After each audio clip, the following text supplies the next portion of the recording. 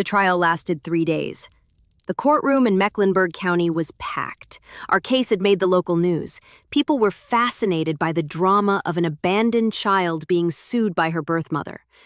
Judge Sandra Martinez was a no-nonsense woman in her 60s who'd seen everything twice. She listened to Brianna's testimony with an increasingly skeptical expression. After 2 days of evidence, Derek Nash made his final argument. "Your Honor, my client may have made mistakes, but blood is blood. Lori Richardson wouldn't exist without Brianna Cole."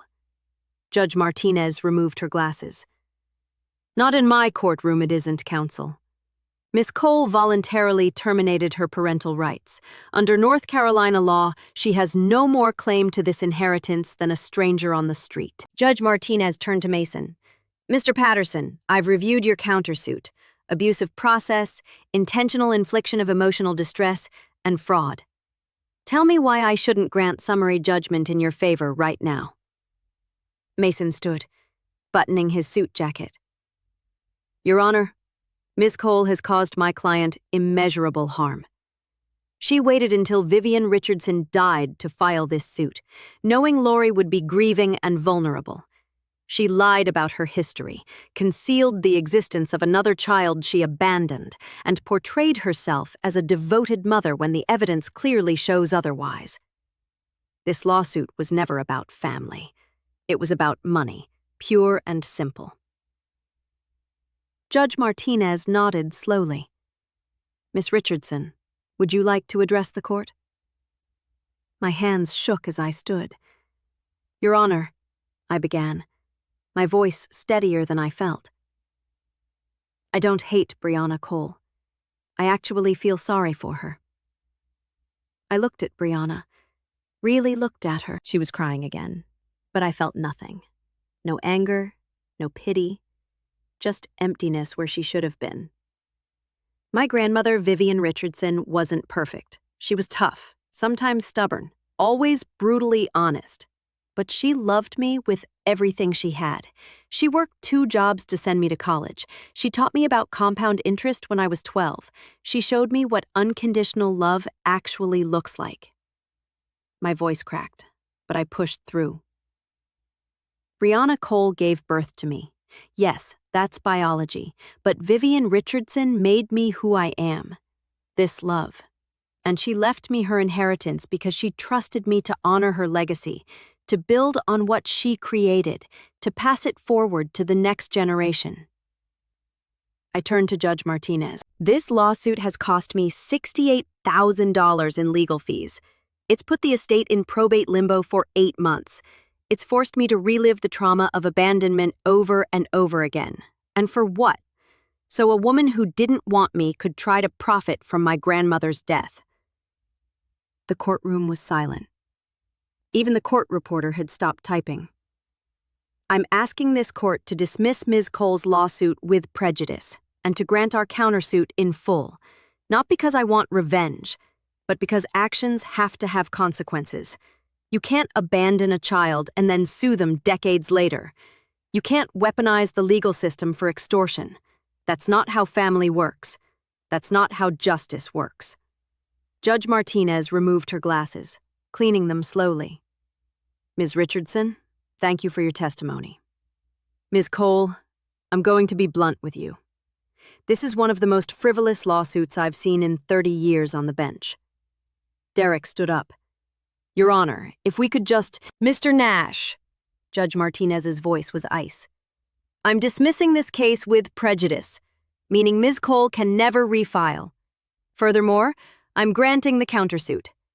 Ms. Cole, you are ordered to pay Ms. Richardson $68,000 in legal fees, plus an additional $55,000 in emotional distress damages. You have 12 months to pay, or I'll garnish your wages." Rihanna's face went white. "I don't have that kind of money." "Then you shouldn't have filed this lawsuit." Judge Martinez banged her gavel. "We're adjourned." Judge Martinez turned to Mason. "Mr. Patterson, I've reviewed your countersuit. Abusive process, intentional infliction of emotional distress, and fraud. The evidence supports summary judgment in your favor. Mason stood. Your Honor, Ms. Cole has caused my client immeasurable harm. She waited until Vivian Richardson died to file this suit, knowing Lori would be grieving and vulnerable. She lied about her history, concealed another abandoned child, and portrayed herself as a devoted mother when evidence proves otherwise. This lawsuit was never about family. It was about money. Judge Martinez nodded. Miss Richardson, would you like to address the court? My hands shook as I stood. Your Honor, I began, my voice steadier than I felt. I don't hate Brianna Cole. I feel sorry for her. I looked at Brianna. She was crying, but I felt nothing, just emptiness where she should have been. My grandmother, Vivian Richardson, wasn't perfect. She was tough, sometimes stubborn, always brutally honest. But she loved me with everything she had. She worked 2 jobs to send me to college. She taught me about compound interest when I was 12. She showed me what unconditional love actually looks like. My voice cracked. Brianna Cole gave birth to me. Yes, that's biology. But Vivian Richardson made me who I am. She left me her inheritance because she trusted me to honor her legacy, to build on what she created, to pass it forward. I turned to Judge Martinez. This lawsuit has cost me $68,000. It's put the estate in probate limbo for 8 months. It's forced me to relive abandonment over and over. And for what? So a woman who didn't want me could profit from my grandmother's death. The courtroom was silent. I'm asking this court to dismiss Ms. Cole's lawsuit with prejudice and grant our countersuit. Not for revenge, but because actions must have consequences. You can't abandon a child and sue them decades later. That's not how family works. That's not how justice works. Judge Martinez cleaned her glasses slowly. Miss Richardson, thank you. Ms. Cole, this is one of the most frivolous lawsuits I've seen in 30 years on the bench. She turned to Derek. Mr. Nash, I'm dismissing this case with prejudice. Ms. Cole can never refile. Furthermore, I'm granting the countersuit. Ms. Cole, you are ordered to pay Miss Richardson $68,000 in legal fees, plus $55,000 in emotional distress damages. 12 months to pay, or I'll garnish your wages. Brianna's face went white. I don't have that kind of money. Then you shouldn't have filed this lawsuit. Judge Martinez banged her gavel. We're adjourned. I walked out of that courtroom feeling lighter than I had in months. Mason was grinning. Jordan was crying. Gloria Cole, who'd sat in the back row the entire trial, hugged me tight. Vivian would be so proud, she whispered. The parking garage was 3 blocks away. We walked together, replaying the best moments. Did you see Brianna's face when the judge said, "with prejudice"? Jordan laughed. Did you see Derek Nash pack his briefcase and practically run? Mason added. For the first time in 8 months, I felt like I could breathe. We turned the corner into the parking garage, level 3, where I'd parked this morning. That's when we smelled it. Smoke. Is something burning? Jordan asked. We walked faster, rounded the corner to my parking spot. My car was on fire. Not smoke from an engine, not a small electrical fire. Flames. Real flames, pouring from under the hood, licking up the windshield. Black smoke billowing toward the ceiling. Oh my God, I whispered. People were screaming, running. Someone was shouting into a phone, "Yes, level 3! The whole car is going up!" And then I remembered. The ring, I said.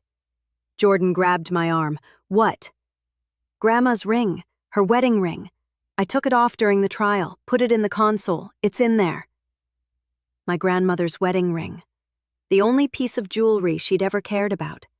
The one she'd worn for 40 years until arthritis made her fingers too swollen. The one she'd handed to me on her deathbed. We need to pass things forward, baby. This ring goes to you now. And I'd left it in the car. I started moving toward the flames. Lori, no! Mason grabbed me. You can't. You don't understand. I was crying now, trying to pull away.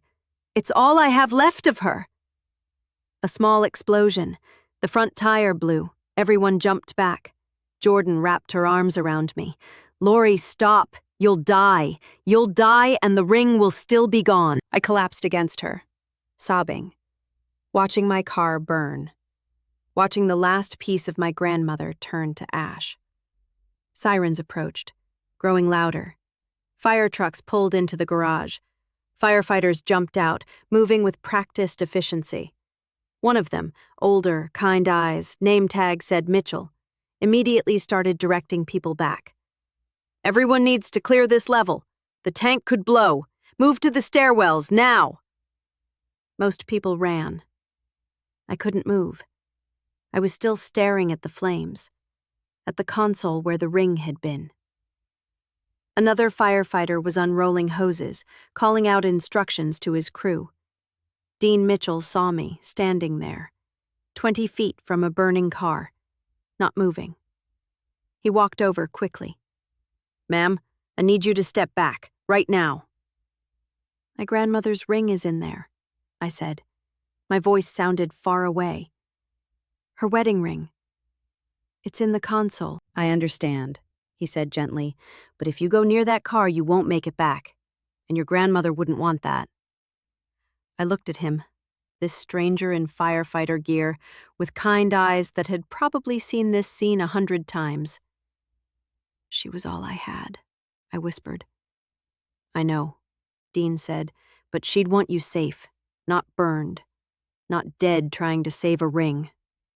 His crew was calling him. The fire was getting worse. Stay here, he said firmly. Don't move toward that car. Promise me. I nodded. He ran back to his crew. They moved in synchronized, foam, water, covering the car, beating back the flames. Gloria appeared beside me, out of breath. I was following you from the courthouse, saw the smoke. What happened? Someone set my car on fire, I said numbly. Jordan's eyes went wide. You think Brianna? Who else would it be? Mason was already on his phone with the police. Yes, we just left a trial. The defendant lost badly, and now the plaintiff's car is on fire in the courthouse parking garage. I'm thinking these things might be connected.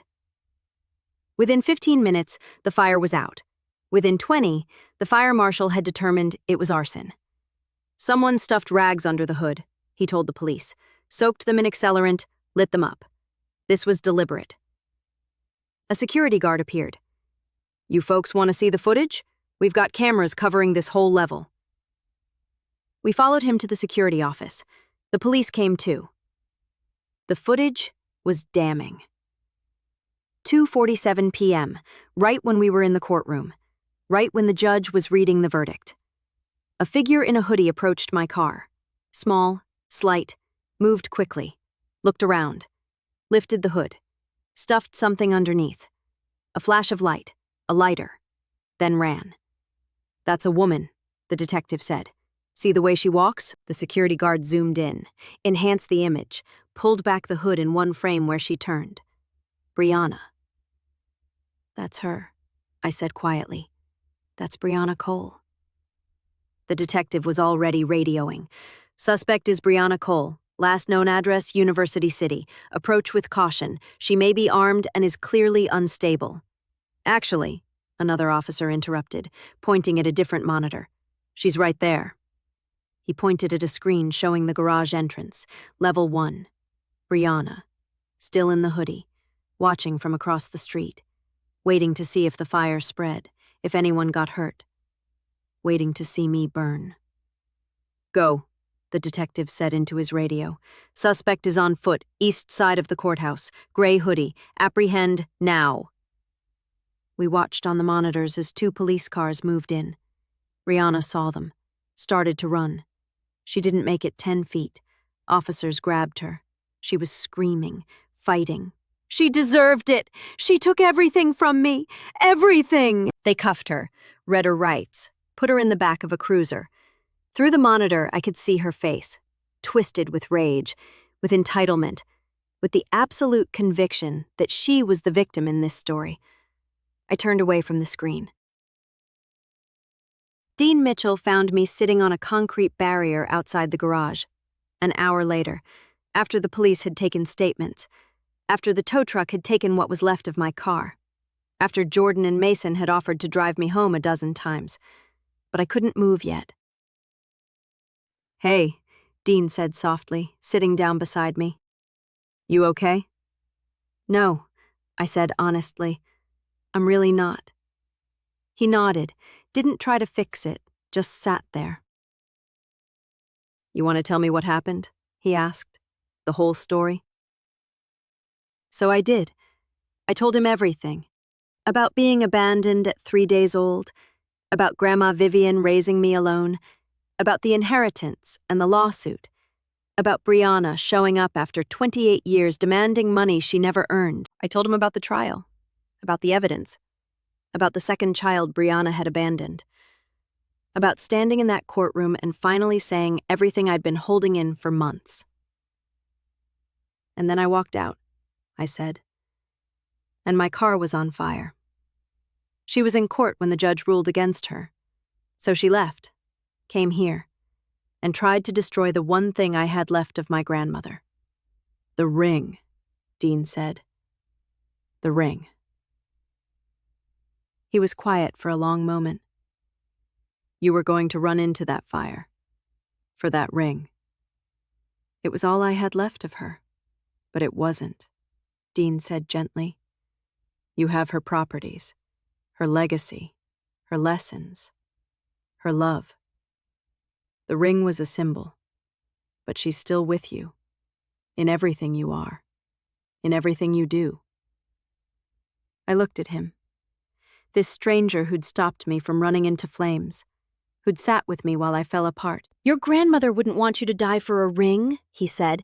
"She'd want you to live, to build on what she gave you, to pass it forward, like you said in court."